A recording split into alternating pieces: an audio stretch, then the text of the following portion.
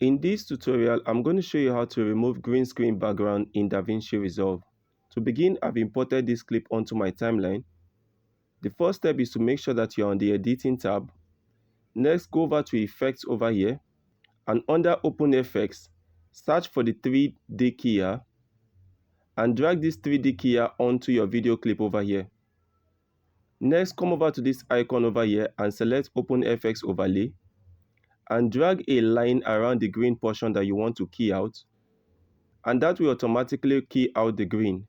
But if you still notice some green spills around your image, come over to the Effects tab and change the value of the spill to 1.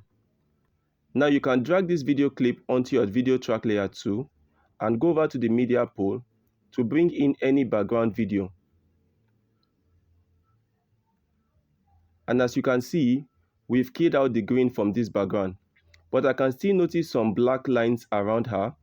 To remove that, select the green screen video over here, and under Inspector, select Effects and come down to the Behavior options, and under the Matte Finesse over here, scroll down, and the first thing I want to do is to change the color space from flat to soft, and I want to clean the amount of black over here.